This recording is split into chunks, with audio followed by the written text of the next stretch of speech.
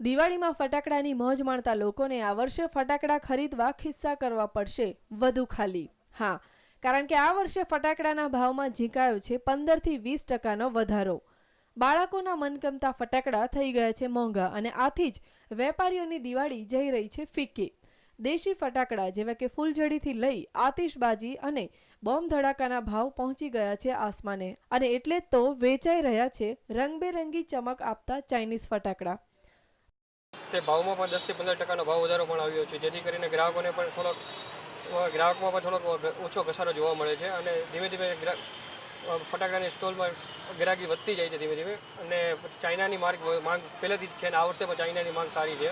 ચાઇનાની gun અને પોપઅપને તેની demand વધારે છે, જેમ કે બટરફ્લાય ચાઇનાની ગન અલગ અલગ કલરમાં 25 શોટ, 50 શોટ, 200 શોટ જેવી વેરાયટીઝ છે.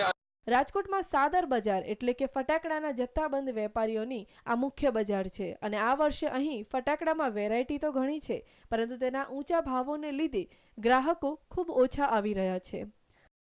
Bureau report, news online, Rajkot.